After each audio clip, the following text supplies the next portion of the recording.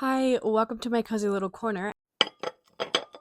And today I have a January reading wrap up for you. I have read a total of 8 books in January, and most of them were good. The beginning was a little rough, and I'll get to why in a second. But before we get into all 8 books that I read this month, I just want to, like, subscribe, hit that notification button, all that stuff helps me out. And I want to know what your favorite book of January was. Without further ado, let's get into this. So, this month, I feel like January is always the month that people really go like balls to the wall. I've made my 2026 list, I've made the books I want to read this year, so on and so forth, and they really go into it hard. And that's definitely was supposed to be my plan. That was my plan. I kind of made the mistake of thinking, you know what? I am going to start reading in late December two really, really long books, which was Frederick Douglass's biography and 1Q84. And I was physically reading this and I was audioing this. I'm still reading this, but 1Q84, I really, really am enjoying it. And I was enjoying it while I was reading it.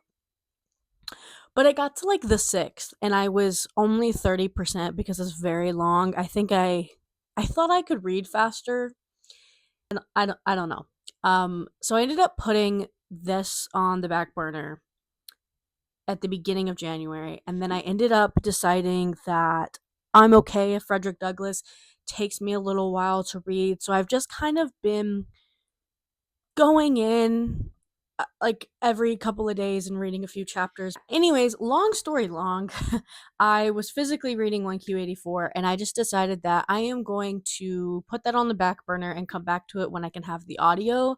Not so that I can't physically read it, because I kind of was physically reading it in the first place to prove to myself that I could physically read it, because I am a chronic audiobook reader and a least immersion reading, which is fine. Nothing wrong with that.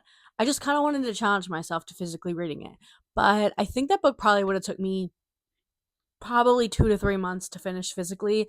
So I'm gonna wait until I have the audio so I can go back and forth, or at least immersion read it, and I feel like that'll help me get through it faster. So the first thing is to say that 1Q84 is put on the back burner. So it's a soft DNF, I guess, but I'm gonna get to it as soon as I can. And then Frederick Douglass's biography, I am just picking at it. I'm just picking at it, a couple chapters here and there, and when I finish it, I finish it. Let's move on to the books I actually read in 2026 January. The first book I actually ended up picking up was through audio, and it was Long Shot by Kennedy Ryan. And girl, do I have a lot to say about this. Basically, I like to keep a romance series in the wings for every time I need to like feel like I need to finish a book. It's usually my palate cleansers, it's usually my fun books, it's usually like I like to have a series so I have something to keep going back to. Well, since I got to like the fifth and I didn't have anything finished yet, I was like, okay, I have this waiting to start the Hoops series by Kennedy Ryan. Let me go ahead and read the first one. First and foremost, let's start with what the book's about. This is a basketball romance. The MMC is a extremely not famous, but he is famous, but he is basically a like MVP player who is about to get drafted into the NBA. It starts like the night of his like March Madness championship. And the FMC is a woman who wants to be in the like sports. She wants to be a sports agent, basically. She's super into basketball and she really wants to be in that world. And this is a romance that I would first and foremost say read the trigger warnings. Oh my goodness. I don't even know what trope I would put this. The best way I can describe this book is I got to the 70% mark and I realized they've met 3 times. So it's not a slow burn in the sense that like you get like that emotional connection slowly, that I feel like that is what a slow burn is. But you do get this incredibly well written and important story about the FMC and abuse. So it's one of those where it's like I usually go into a romance wanting a fun, good time. I'm okay if romances lean more into like talking about trauma. I'm okay if romances talk about some really hard hitting topics. I'm not saying they can't. But usually, when you go into a romance, you have certain expectations. And I knew the trigger warning, so I was expecting it. I just wasn't expecting how heavy this book was with.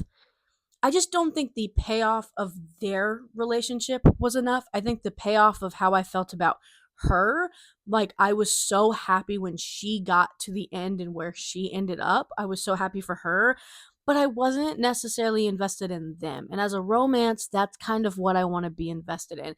And it's one of those things of like this book was well written and important, but I don't really know if I had fun. And that's typically what I'm looking for in a romance. So yeah, I would say proceed at your own risk. Please read the trigger warnings. And overall, I think Kennedy Ryan in general, if you are a romance reader, I read Real last year. I would definitely say give Kennedy Ryan a chance. And that is Long Shot by Kennedy Ryan. Next was a really random pick, to be honest. This is a older historical fiction book. I didn't have anything on my Libby at the time. I had a whole bunch of books on hold, but they just hadn't come in yet.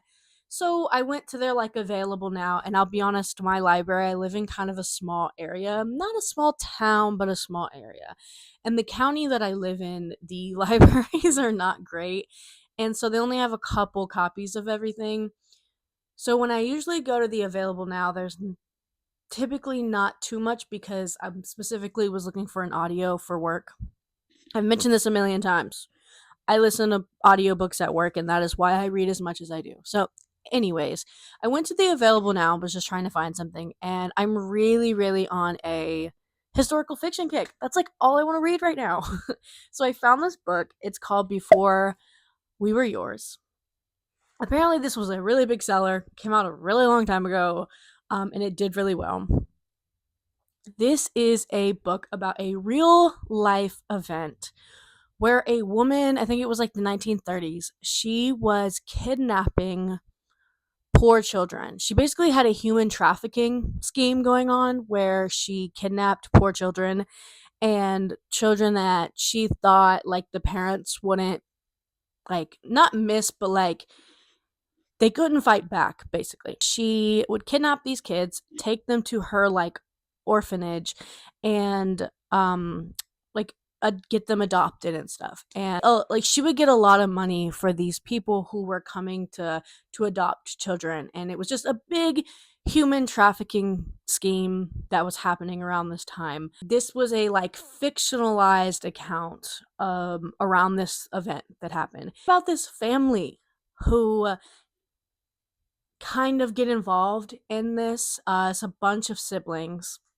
and there's a couple different POVs, and you're kind of getting this present day POV of this daughter of a senator who kind of runs into this lady at a old folks home, and she kind of sparks this journey of um, her to like look into her family history, and then in the past tense she gets this there's the storyline of one of the siblings talking about their experience of basically being taken by this lady and being put in this home. And you're getting that past and present story, and it kind of interweaves with each other. It's definitely, I don't know because it's older. Maybe I've read so much historical fiction at this point, but it is one of those books where it's a very familiar structure. Like if you are used to reading historical fiction, that past and present thing where they intertwine is like It's done. I'm used to it. It's nothing special. But that's not to say it wasn't entertaining. It was a very easy read. I read it very quickly. It didn't challenge me too hard. Like, it was very comfy, and I think that's mostly to do with the fact that with it being a historical fiction book with that kind of comfortable structure that I'm used to, it wasn't like too much on my brain to digest, basically. So overall, I ended up giving it 4 stars. The emotional beats were there. It was, like I said, it was an entertaining story. It's just like it wasn't anything new, and it didn't like floor me or anything like that. But it was entertaining, and I'm glad I read it. So that was Before We Were Yours, and I gave that 4 stars. So the next book I read in February was Passing by Nessa Larson. Yeah. This is a classic from the 1920s that is about two African American women who one decides to pass to the point where she fully claims to be a white woman. Everyone around her, including her husband, they don't know that she is not fully white. There is the other character who they were childhood friends at one point, or they like grew up around each other, and she passes in certain situations to go to certain restaurants, but she doesn't like fully claim it in her life. Like, she still claims to have African American in her, basically. And this was a very, very welcome surprise. Honestly, the reason why I read this to begin with was because I have the book Vanishing Half. And I've wanted to read this book for a really long time, but it's kind of like a retelling or commentary on Passing by Nessa Larson. And so I was looking for a new audio, but I didn't want to read anything too long. I was still kind of craving that like quickness, but also I did want something a little bit more serious and a little bit more heavy. And I just happened to look, and it just happened to be there. Like, the audiobook just happened to be available. I was honestly insanely happy. So I read this in one day at work. And good lordy, I can't get this out of my head. I did not expect to like this as much as I did. I did give it a 4.5 stars.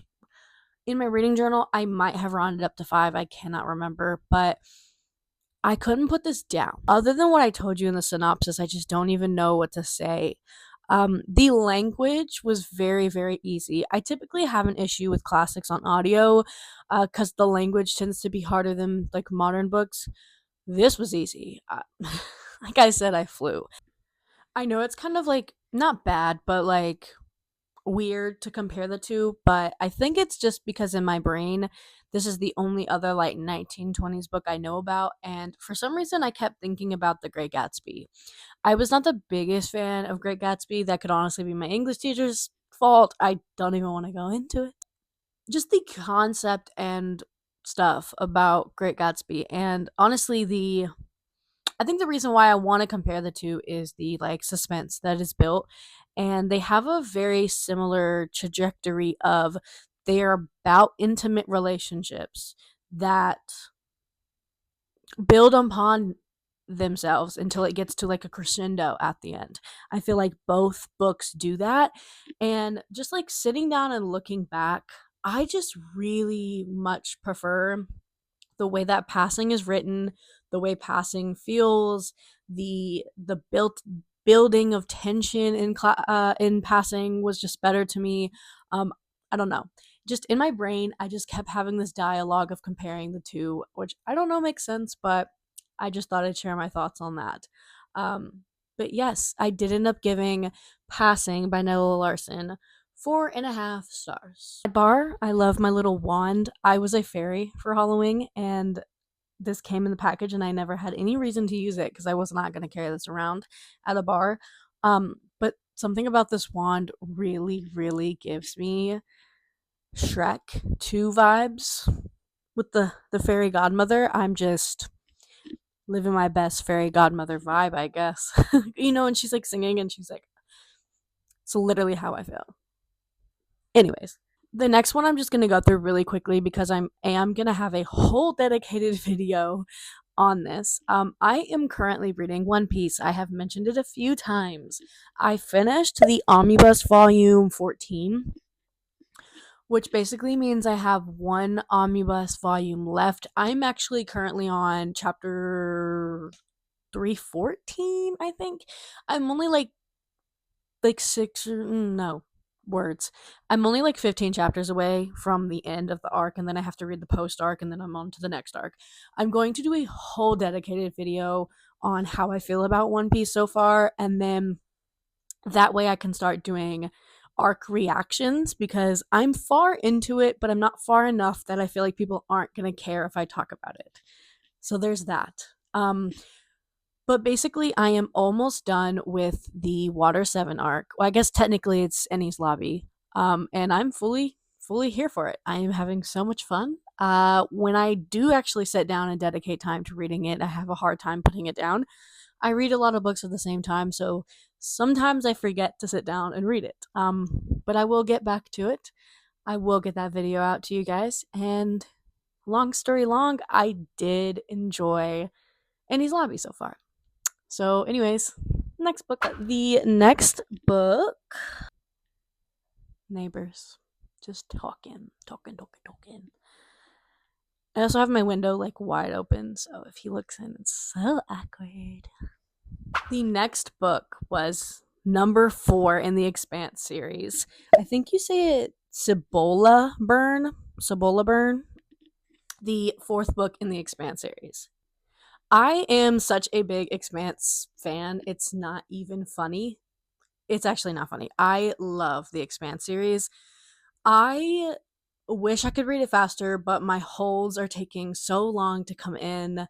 I just got the 5th one, so I will be reading that one very soon. It is very hard to talk about the 4th book in a very long space opera, but the best I can say is The Expanse is a series that is about the. I just got up and I'm breathing hard. The Expanse is a really long space opera. It's a 9-book space opera that is basically about the expansion into the frontier, into the stars. Like what happens when there is more real estate for Earth and Mars to fight over. The politics of that. The like who gets first dibs. And this is the first time in the entire series that we're finally getting into like the meat and potatoes of that conversation. Everything up until this point has been set up for that concept, and I just eat it up so bad. Like if you like a crew of misfits, I think if you like something like Firefly, I do like it's definitely way more political than Firefly, but it does still have the crew. The crew is at the center. And this is a series where there is James Holden, who is the captain of the ship. And you always get his POV, but every single book you get a different POV from different characters. You get like, I believe there's usually like 3 POVs, sometimes 4. One is always James Holden, and then you always get different POVs for the other 2.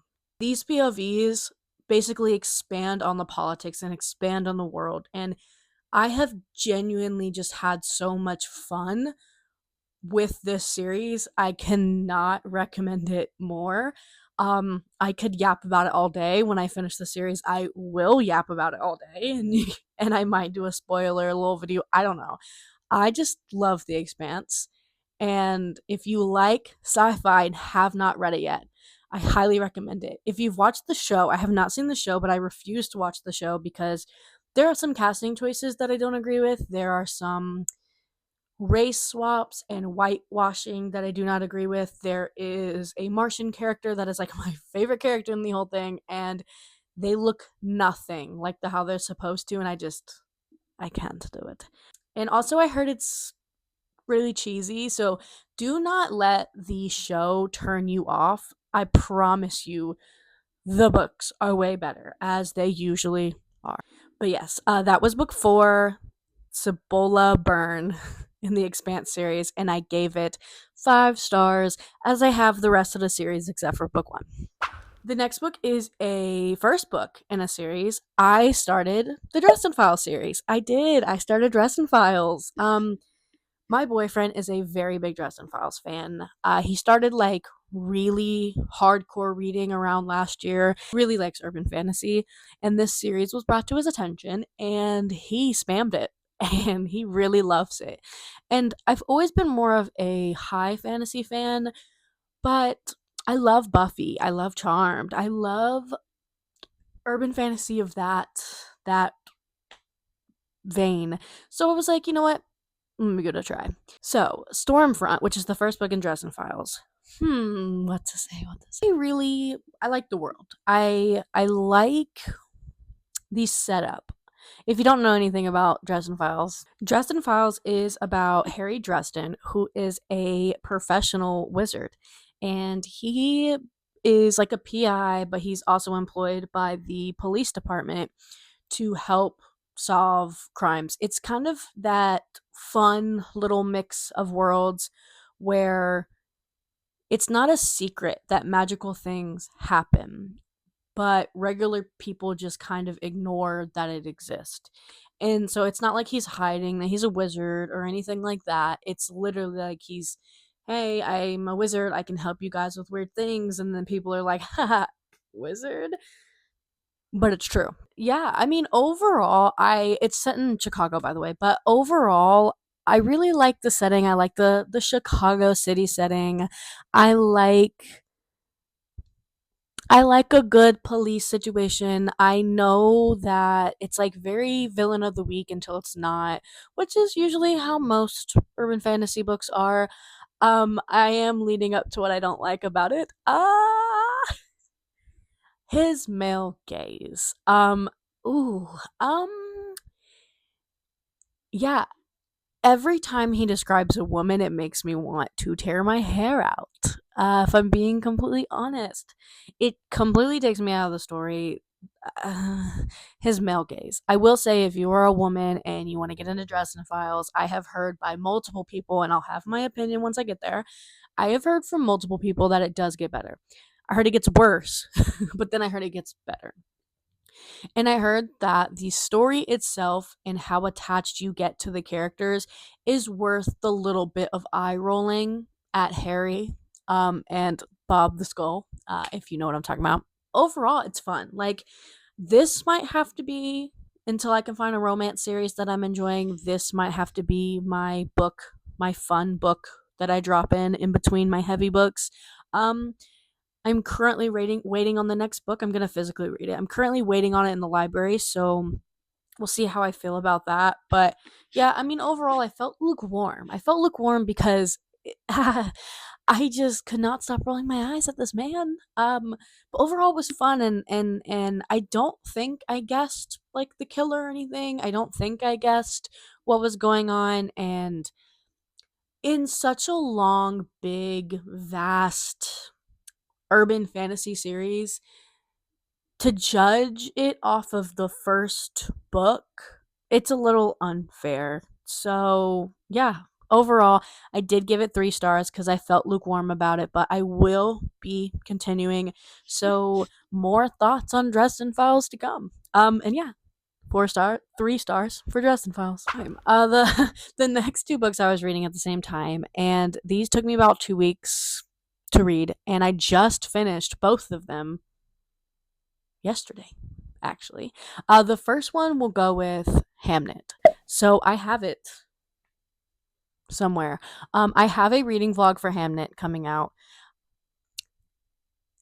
If you don't know what Hamnet is the story of Shakespeare's family and the loss of Shakespeare's son. It talks about mostly his wife, and it talks about his family without naming who he is. You're not supposed to really think about him as the icon that is Shakespeare. You're supposed to really just think about him as the father in the situation, and it's really more focused on the wife and what the wife's got going on. I don't even want to go into too much about how I felt about this book because I have a whole vlog coming out, which should come out next week. I really loved it. My mom knew I was gonna love it. This was one of those books that's definitely made for me. I love lyrical writing, and I was immersion reading it, and this is one of those books where when you hear someone read like literally hear somebody read these words, it just feels like music. So yeah, I did give Hamnet 5 stars, but that video will be coming out soon. So I am not going to give you too much of my thoughts. And let's just move on to the last book I read this month. So, like I said before earlier in the month, I am very, very much going through a historical fiction kick. It's really all I want to read. And I heard about this book, Homeseeking. This was on a lot of people's top books of 2025, and I had never heard of it. I think it came out last year. I don't know. I could be wrong. Um, but wow, this is the story of one couple over like 60 years. It is set in China. I think it starts in like the 30s or 40s, and then the present day perspective is like 2011 in Los Angeles. Basically, it follows this female character and this male character, and in the past tense, we're getting her story in chronological order, and you get the couple's like story as well, but you also just get like about her and how she was handling like the communist nationalist party, like all that, like that era. And then in the present tense, we have Howard, and he's like 80, I think, like 70 or 80, and he is kind of giving us backwards his story, but we're kind of getting it backwards until their point of views connect. Boy, this book was phenomenal. It is really good. It is a book that I did not have on my radar, but I am so glad I read it. It is written so beautifully. The I love a good historical fiction with a romance subplot. I think that is my new favorite subgenre. I think I've discovered that is my new favorite subgenre because I am starting to fall out of love with contemporary romance. But I need romance. I am such a hopeless romantic. I have to have it in my life.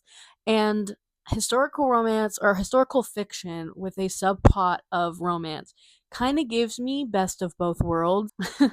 So, safe to say I really enjoyed it. Like I said, the writing is gorgeous. The chemistry between the two characters, and one of my favorite things in like a historical fiction when the like present day character is older. This is also one of the reasons why Water for Elephants is one of my all-time favorite books.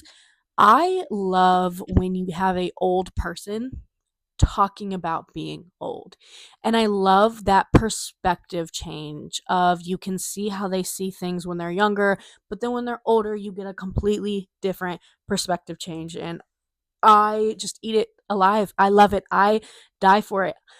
I that's probably also why I love it. Just talks about getting older. So anyways, this book, the way that this book talks about being older, but then also gives you like the perspective of being a woman in that time period. It's just honestly phenomenally written. And if you're like me and you love a historical fiction with a romance subplot, yes. It is not so much focused on the romance that the historical fiction like aspects of it are just like put on the back burner and it's just a setting. It's definitely more of a subplot, but by the time you get to the end, you are just rooting for them and you just love them, and the trials and tribulations that took them to get to that point at the end. Yes, if you have not read this book, I highly recommend. This is probably my favorite book I've read this month. My camera died.